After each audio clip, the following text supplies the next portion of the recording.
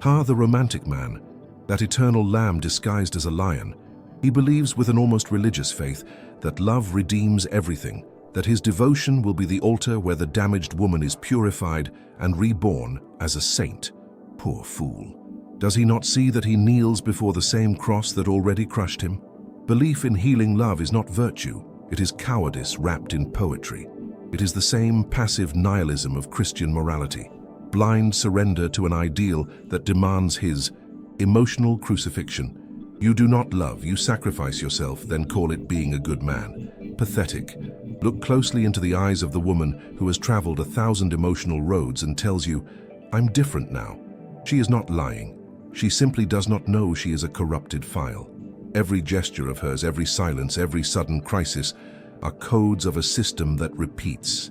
And you, noble deluded one, think you are the technician who will reprogram this trauma machine. No, you will be the next to burn. The metaphor of high mileage is not disdain, it is diagnosis. The noble man chooses.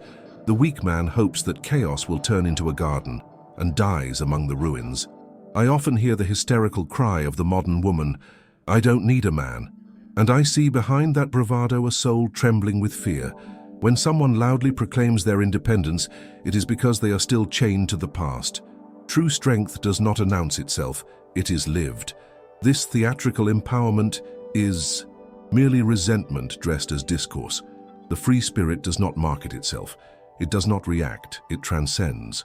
Every woman who proclaims strong and alone is only trying not to be hurt again. But pain, when denied, shouts louder than any hashtag. And what about the digital priestess of vanity? The one who lives off likes, filters, and compulsive attention. There is no soul there, only performance. You see her, but you cannot touch her. You speak, but she only hears the echo of her own image. The man who enters that dance is doomed to disappear, because loving someone addicted to being seen is like trying to dive into a mirror. And beware, broken mirrors do not reflect, they cut. What seems beauty is, in truth, ruin made up. And anyone who tries to love someone who does not love themselves is digging their own emotional grave. How the weak love to call intensity what is, in truth, disintegration. Oscillating between love and contempt, between warmth and indifference, between promises and disappearances. That is not passion, it is pathology. But the man trained by need applauds the spectacle. He thinks he is living an epic story, when in reality, he is just an extra in a theater of traumas. The unstable woman is not a muse, she is a time bomb, and whoever confuses dysfunction with depth deserves every scar that will come, because a cracked soul will always seek someone to share its ruin. Desire, that tyrant disguised as freedom. How many men prostrate themselves before it like starving dogs, not realizing they are led by their own leash? The modern slave does not live in mines. He lives on Instagram, in bars, in the beds of empty women. He is the one who trades his peace for a look, his dignity for a kiss, his life for an orgasm. The man who does not master his impulses lives as a servant to his own neediness. He does not conquer, he begs. And each time he crawls, he thinks he is loving, when in reality, he is only betraying himself.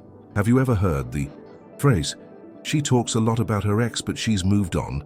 Well, I laugh, because whoever speaks of the past as if still in it is still in it. The woman obsessed with her old wounds lives in the eternal return of trauma. Every new relationship is a reenactment. Every gesture of the new man will be judged under the shadow of the previous one. This is not love. It is a tribunal. The man who enters that stage believes he will be the hero, but he will be the defendant. And the most tragic? He will accept that role believing he is being understanding. Voluntary martyrdom, so Christian. Then comes the skirt-wearing therapist, the man who believes that with patience, listening, and love, he will heal the wounded soul of that errant woman. He calls himself strong, altruistic, different from the others, but he is nothing more than a new type of slave, the one who carries others' emotional burden and calls it a mission.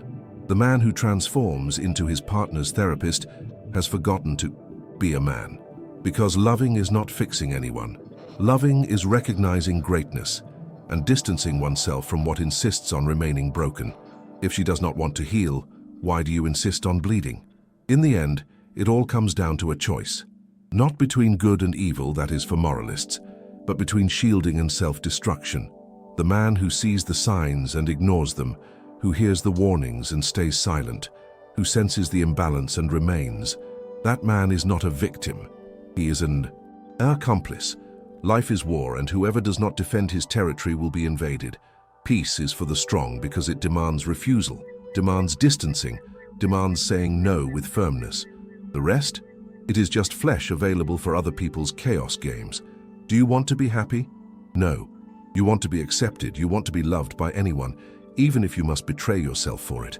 This is the modern man. Morally castrated, emotionally surrendered, philosophically absent.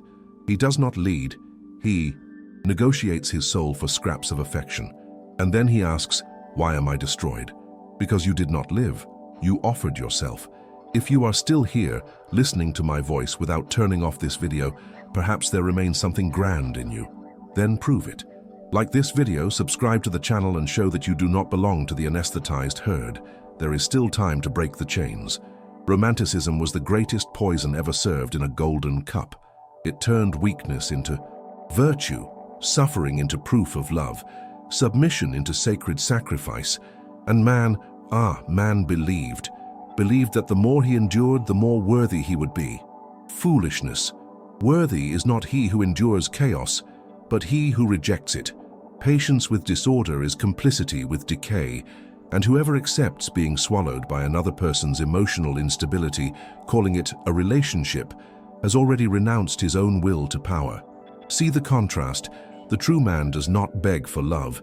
He inspires it. He does not ask for loyalty. He imposes it with his presence. He does not justify himself. He is sufficient. The woman who deserves him approaches. The one who is not ready flees, and that is fine. You are not here to heal anyone, nor to understand everything, nor always to be the gentle one. You are here to be great, and greatness demands selectivity. Saying no is also a form of love, but not to the other, for yourself. Do not be deceived. There are women who do not want love. They want a stage. Who do not seek connection. They seek an audience. Who do not share affection. They distribute traps. And the man who does not see this, who interprets every manipulative gesture as a twisted sign of affection, is lost. Because true love demands two whole souls, not two halves trying to patch each other's holes. The woman who feeds on emotional drama only recognizes the man who challenges her. The one who bows, she despises, and the one who tries to save her, she destroys. Do you want to be desired? Then stop being predictable. Stop always being the available one, the understanding one, the one who endures everything. Women say they want that, but they admire the opposite. The man who keeps his peace as a priority becomes rare, and what is rare is valuable. What is common is used and discarded. The logic is simple. You are treated as you treat yourself. And if you live offering yourself as medicine for pains you did not cause, you will be thrown away when the pain passes. You were necessary, not loved. Once I observed a man who claimed to be deeply in love with a woman who ignored him, used him, manipulated him. He smiled with teary eyes and said, "She just needs time. I see something in her." Yes, he saw. He saw himself. He saw the mirror of his desperation. Because blind love is always narcissism in disguise. He did not see the woman. He saw the redemption he hoped to achieve through her. But no one is saved by another. The cross you carry for her will never turn into a crown. And when finally she leaves, that man collapses because he realizes he was not loved, he was used. And what destroys him is not the loss of her, but the revelation of the deception. It is seeing that all he believed was love was only a theater of self-betrayal. It is discovering that love, when not born of two conscious freedoms, is only servitude with perfume. It is at that moment that many awaken, but already without strength to rebuild themselves. And then they seek another, pain disguised as salvation. The cycle restarts. I ask you, how many of you have plunged into a relationship knowing deep down that it was a trap? How many ignored the signs, the red flags, the glaring inconsistencies, and yet proceeded, telling yourselves, "It will get better"? That is not love. That is addiction to tragedy. The modern human does not seek connection. He seeks anesthesia. He prefers known chaos to creative solitude. He prefers drama to silence, because silence demands confrontation with one's own void, and that for most is unbearable. But silence is the cradle of rebirth. It is in it that the true man is forged. When you stop chasing after someone who does not want you, proving your worth to someone who does not see it, healing what refuses to heal, that is when something new is born, a kind of strength that does not depend on another, and pride that asks for no applause. This is not selfishness, it is sovereignty. He who belongs to himself intimidates because he needs no one, and thereby attracts those who have something genuine to offer.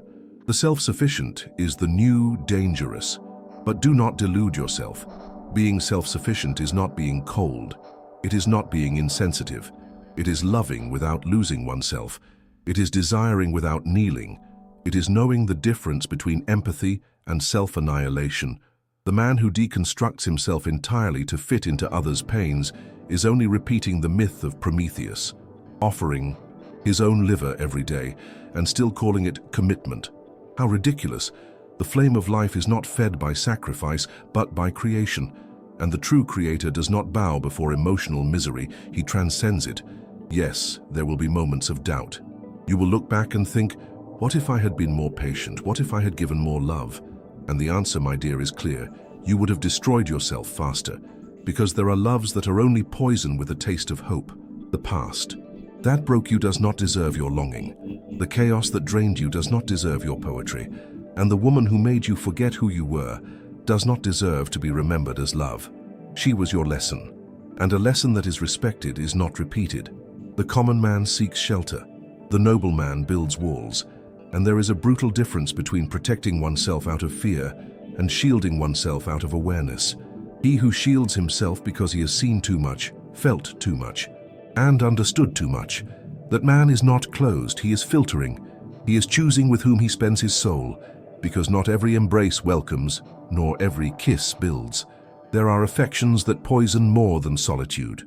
And true courage today is saying, I prefer my peace to your chaos disguised as affection.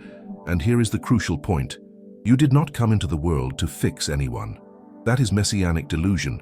It is vanity disguised as love. Everyone has the sacred right to rot alone, if they want. And you have the sacred duty not to sink with them. Stop trying to convince, save, prove, be silent, withdraw. Live in such a way that your presence becomes a privilege, not emotional arms. The woman who recognizes this will approach. The one who is not ready will flee. Both reactions are blessings, I want you to understand. There is no true love where there is self-negation. He who annuls himself for love is not loving. He is exiling himself from himself. And this is not noble, it is pathetic. He is the martyr of the modern era, the one who prides himself on his own submission, who uses wounds as medals. But no woman respects a man who crawls.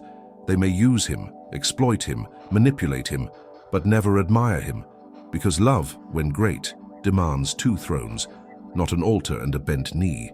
Do you want to be loved as a man? Then become worthy of yourself, not by beauty, not by strength, but by integrity. A man who knows himself, who respects himself, who knows how to say enough. Without shouting, no without fear, goodbye without begging, that man is rare. And the world fears the rare, because he does not sell himself, does not adapt, does not surrender. He imposes value. And that which imposes value does not need to ask to be loved. It is recognized. True seduction lies in mastery of oneself. The rest is neediness, seeking comfort. Perhaps now you are beginning to understand, it is not love that destroys you. It is self-deception. It is pretending you did not see what you saw, that you did not feel what you felt. It is tolerating emotional instability as if it were depth, accepting crumbs because you are afraid of being alone. This is not romanticism, it is cowardice. And cowardice is always punished by life, because the universe does not reward the submissive, the conformist, the one who offers himself to chaos with a servile smile.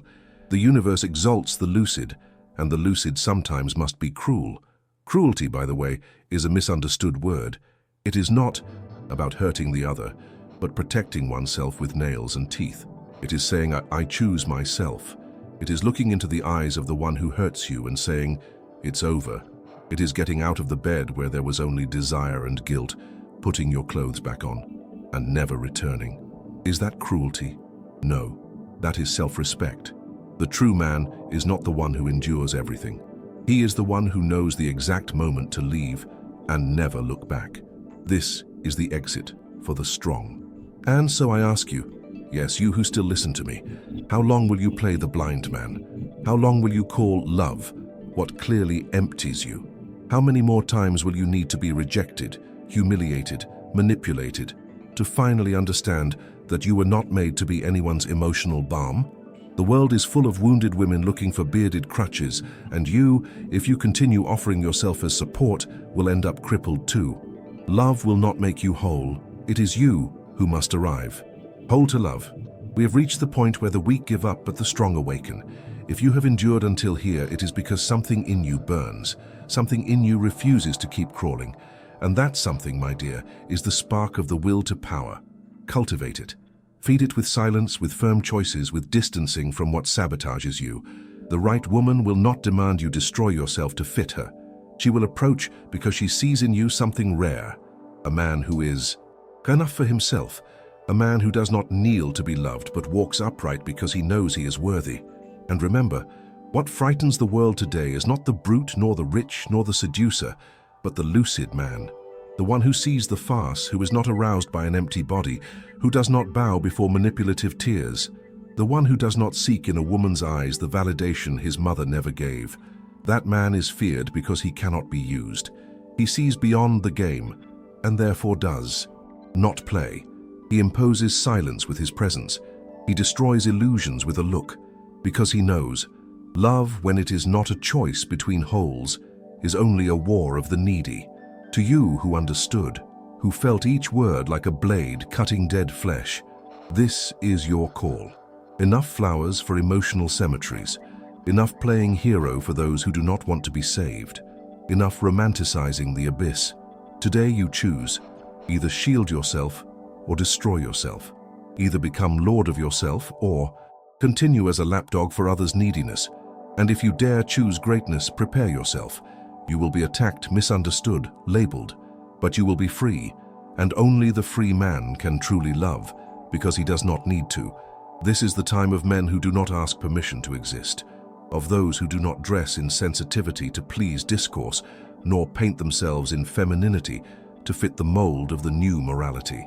The new man, the true one, does not explain himself, does not justify himself, does not adapt. He confronts, he annoys, because his presence is like a torch lit in a theater of shadows. He did not come to fix the world, he came to be a world in himself. And those who understand him grow, those who do not understand him hate, and so it should be. If you have come this far, you owe me not gratitude but action. Turn off this video and look around with new eyes. See what you once tolerated, hear what you once silenced, decide what you once postponed, and, above all, remember, your peace is not in the love you receive, it is in the power you refuse to relinquish. Subscribe to this channel if you are tired of crawling for affection. Like this video if you have chosen lucidity, and share with those who still live asleep, because sometimes a truth spoken out loud is the beginning of a revolution.